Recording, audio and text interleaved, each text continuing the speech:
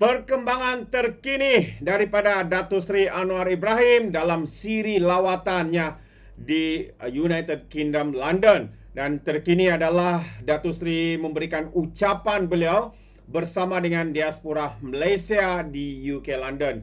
Jadi satu mesej, satu ucapan yang begitu mantap sekali ya daripada Perdana Menteri kita.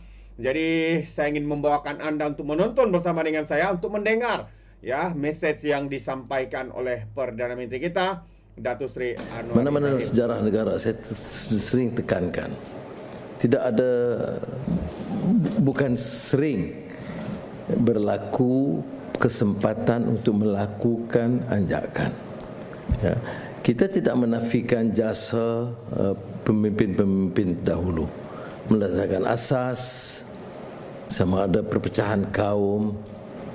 Ya. Tetapi ada ketika di mana rakyat umumnya, terutama elemen sedar yang berfikir, untuk sama-sama merenung apakah yang kita lakukan sebelum ini mampu mengangkat atau melonjak kekuatan ekonomi, menyatu padukan rakyat dengan semangat perpaduan baru, dan menjawab beberapa tuntutan zaman dengan apa yang disebutkan era pasca normal, penuh dengan kerencaman, ketidakketentuan dan pancaroba, dan penemuan-penemuan baru dari peralihan tenaga, transformasi digital, artificial intelligence, cabaran perubahan iklim yang mencabar dan memungkinkan berlakunya kerusakan bumi dan keselamatan awam. Kemudian ketidaktentuan dalam geopolitik, kemarahan China sebagai kekuatan ekonomi baru yang besar, pentadbiran Amerika Syarikat dengan Presiden Donald Trump, kecelaruan pergaduhan di banyak tempat di dunia, dan kemarahan sikap melampau, kebencian antara kaum, kebencian terhadap daerah atau wilayah atau agama yang terus marak. Jadi kita harus memberi jawapan. Kita maknanya anak-anak muda. Ya, kerana kalau anak-anak muda itu selesa dengan tahap yang lama, dia tidak ada peranan untuk menyelamatkan negara. So I think we need to reflect seriously. We are, of course, many of you are students or professionals here, but it is our common resolve first to ascertain or to decide whether the present state of affairs is satisfactory, whether the governance is manageable, whether the culture of corruption and abuse of power should be tolerated, whether the growing sense of racism and religious bigotry can be handled. These are issues, pertinent issues that you must address. I'm not taking this opportunity just to create this environment of dissatisfaction or to foment distrust. No, I'm just giving you a challenge. You decide. Do you want Malaysia to be better and greater? Do you want to accept the state of affairs?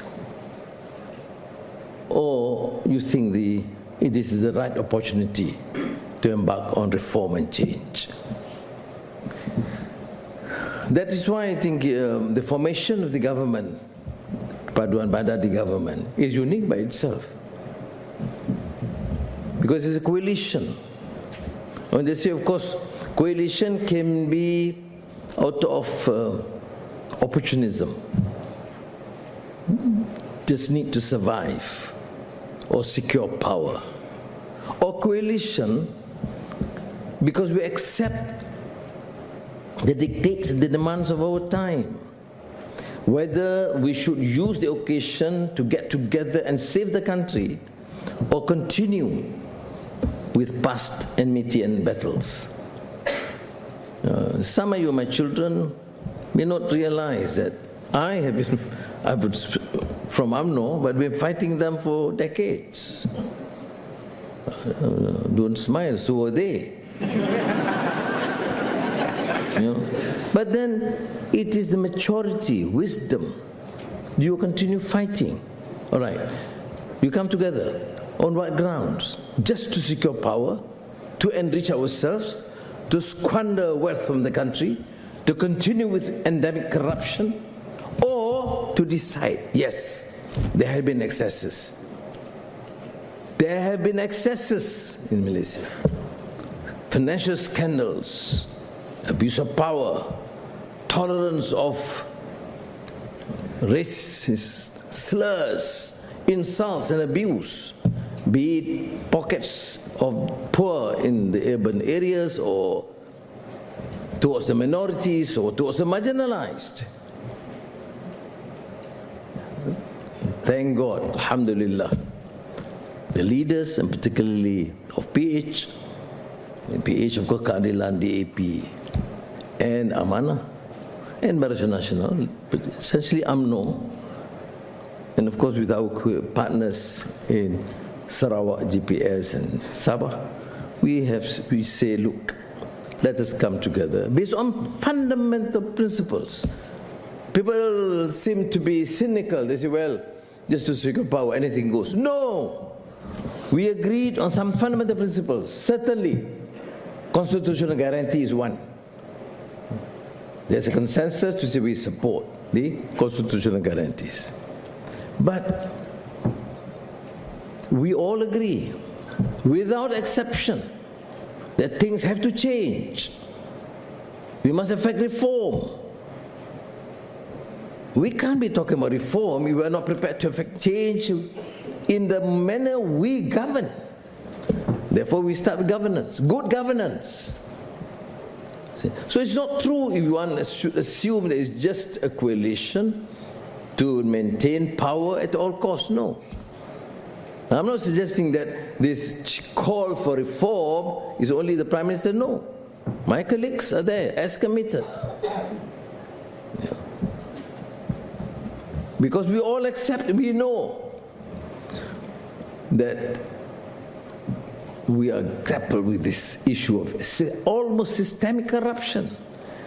Billions of ringgit lost due to greed,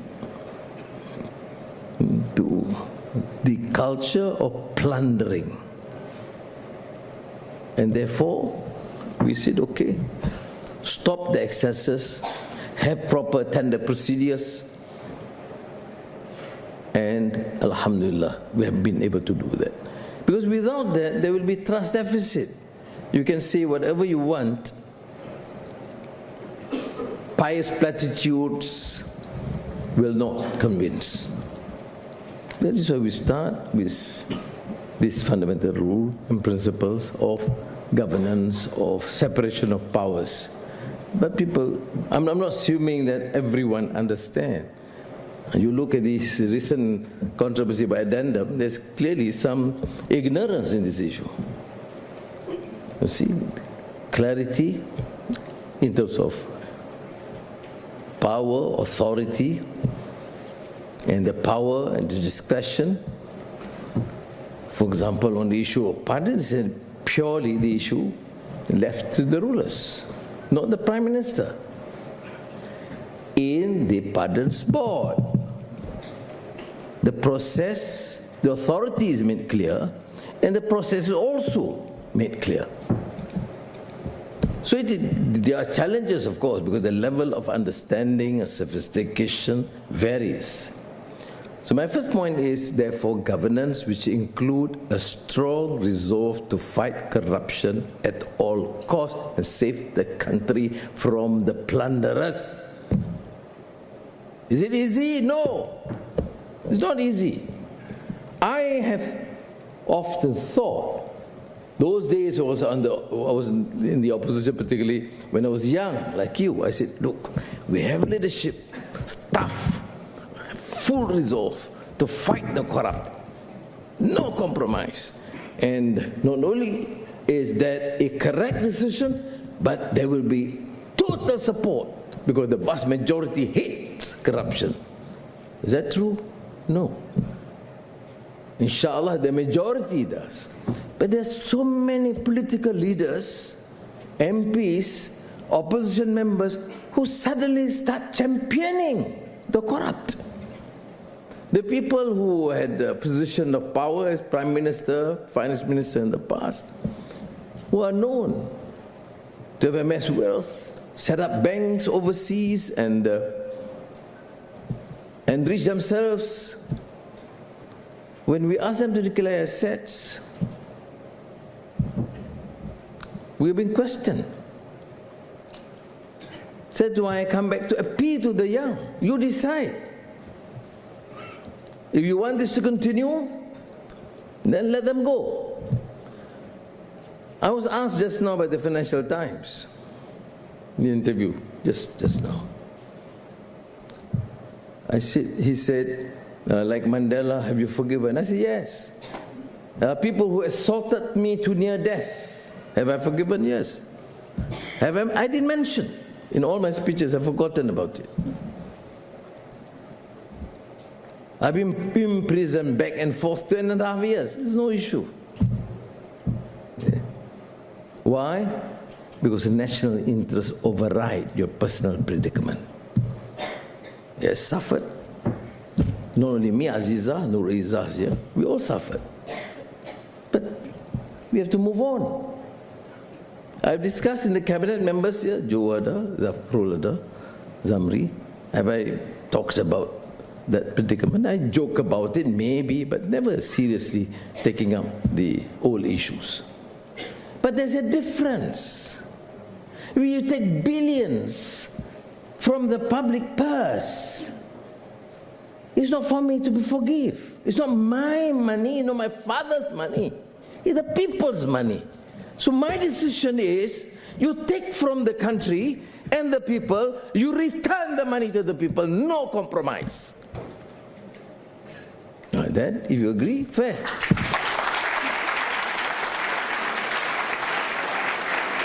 Now I want to get these parameters right, you see, so that people don't apportion blame, because how do you govern then? Okay. Having said that, okay, governance, good governance, fair. Are you able to effect change and reform immediately? No. I've seen countries, when you have new leaders, you want to effect immediate reform, tax reform, institutional reform, they don't survive. Because you must plan wisely, take measures and steps wisely, and communicate to the people. Between some of the administrative reforms and food on the table, bread and butter issues, the Rakyat say, food on the table and bread and butter issues. So that has got to be dealt with. So we have our ministers who have to work this slog. All right? Now, with that sort of commitment to effect change, reform, we should learn from the past experiences. In Europe, post-Cold War, there were countries from Poland to Czechoslovakia, for example, becomes Czechs and Slovak. There were sometimes good, outstanding leaders who wanted to effect reform. But what happened? The demands by the initial elite clique calling for reform so fast that finally the system fell apart. The system cannot hold. Or like what W.B. Yeats referred to, things fall apart, the center cannot hold. So in our case, the center must hold. So changes must be well planned, orchestrated, so that it is effective. That certainly changes must be gradually implemented, and the impact must be seen to benefit the majority of our people. Now, we go to the second point. Now, don't worry, there are 20 points. So with good governance and clarity, that the fact that you have to effect change gradually, in every ministry, of course, they talk about the Prime Minister, of course, but then every minister, you ask Joe in his ministry what to do with the main industry, the main plantation, what to do with the smallholders, all being discussed. Can you do it in 2 months, 3 months, 6 months? No. But are we doing it? Yes. That's important. There's reform higher education. You ask me, I will tell Zamri, you do it tomorrow. 2027. Who wants to wait for 2027? What may you think you will be minister in 2027? I'm not indicating anything. But what I mean is the urgency to effect reform must be there, right? Like when we said, things change. You must change. For example, you ask me about Bahasa policy. I say, no compromise. Every single Malaysian, whatever stream of education, it does not matter. You must have a satisfactory level of proficiency in Bahasa Kebangsaan. Okay? Now, but you also know the need to enhance the level of proficiency of the English language, which means with Bahasa accepted, we must promote aggressively and effectively our proficiency in English language, because it is so internationalized, trade, investments, and people, one of the major attractions of investors to Malaysia is also language, proficiency. Well, there will be some reaction. Anwar now is a traitor because he has now been seen to be promoting Bahasa Inggeris. Ni otak. Always quoting out of context. Yeah. And then I was in secondary school, Jit Sin, in Bukit Mertajam. I used to teach as a temporary teacher before I was admitted to University of Malaya. Of course I should. Our concern and call on them to effectively teach Bahasa Melayu, Bahasa Kebangsaan, and then, of course, Bahasa Mandarin, fair. And I told them Bahasa Mandarin language is no longer a language of the ethnic Chinese in Malaysia. It has become an important economic language in the region. So one master Bahasa Melayu because it's a Malaysian, Bahasa Inggeris because it's an international language, and the other Bahasa Cina. It is a plus. I was talking with some of the companies today. Zafrul was there. Major inroads projects into Taiwan. Of course, an advantage when you have engineers, Malaysian engineers, proficient in the Mandarin language. Okay. So I decided then to give some support, because these are independent schools, no funds from the government. But the schools are doing well. There's a history to that. I'm not entering into that. But then I said, okay, each school gets about 320,000. I'm sure, Johanna, the KSP. 320,000 to total about 20 million ringgit. Wow, the opposition went berserk. Look, Anwar went to the Chinese schools and gave 20 million. at the expense of the Malays and sekolah agama and sekolah kebangsaan. Apa benda ni? You know, allocation for education is more than 20 billion. For religious schools and for JAKIM is 2 billion ringgit. Then why do you need to sow the seed of discord and hatred just because I decide to support? It's just token, you see, to show my appreciation and to suggest to them that, no, proceed with bahasa other than Chinese. But you see, a wise, rational policy, if not communicated effectively, will be used, exploited by these silly, corrupt politicians to confuse the masses. Yeah. Does it make sense? Yeah. For JAKIM and Kementerian Agama, including religious education, of course they get per school maybe less in terms of additional grant, but the total allocation is 2 billion ringgit. You see, that is why I'm saying here, a correct policy, if not well communicated, and you allow this desperate, semi-educated political leaders, we will face potential problem. Don't take it lightly, because it's your country. It doesn't matter. As I've said, and I will reiterate this point, what I said to LSE this morning. Ada yang dengar tadi di LSE? Yes, thank you, yes. Yang cerdik je pergi. I'm joking, sorry. I said what? I said, if you want to become a Malaysian leader, you can be from UMNO. Well, all the 3 ministers are from UMNO. You know that?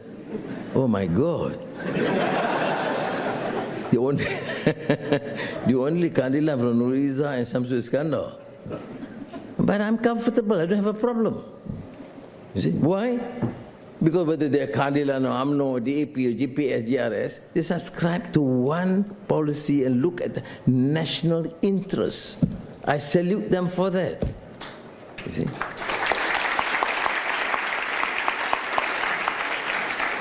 Now, if we have that understanding of policy and know the challenges, then you have what I normally call clarity of policies. And that's not necessarily mine, it's promoted by our team in various ministries, new industrial master plan, energy transition roadmap, digital transformation, national semiconductor strategy. I mean, all these policies are impressive because potential investors will look at this. Okay, the challenge is an effective enforcement or implementation of these policies. So there are challenges. That's where the administrative reform is important. And I must commend our civil service for responding to this and undertaking effective measures to correct the excesses of the past. Sometimes, lackadaisical attitude, sometimes delay, and accept. Why not? Things that you can approve in 2 hours, you have to wait 20 days. Yeah, I'm sure many of you have experienced that in the past. Now, we have revised the salary scheme. And I say to them, you deserve that. Because for the last 12 years, there was no revision, no increase in salary of the civil servants. But it comes with certain responsibility. No increase for the ministers. In fact, 20% potong. But increase for the civil servants. Okay? And they deserve it. What is the financial cost? 10 billion ringgit extra this year. 18 billion ringgit extra in 2026.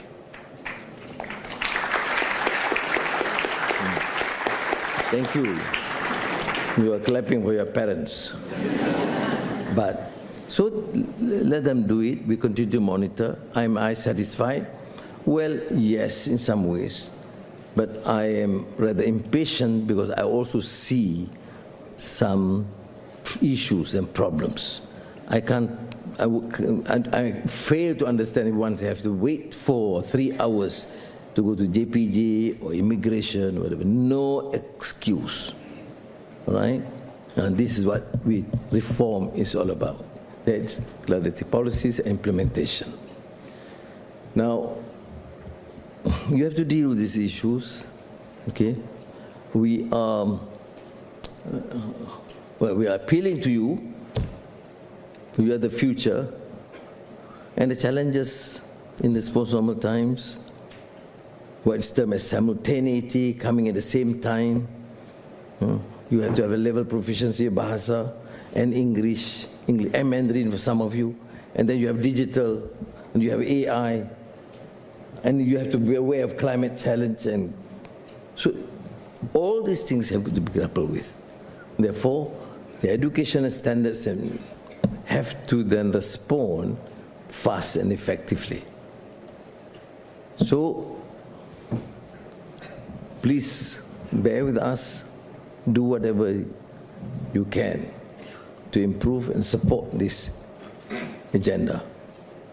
I'm here, as you know, on the invitation of Prime Minister Kestama. I had a good meeting with him, with my colleagues, and I'm very pleased with his response, his commitment, and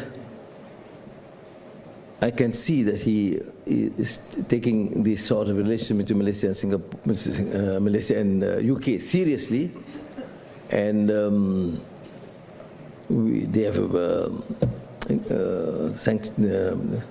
approved the CPTPP in December, which means easier path to trade and investments, and it is interesting.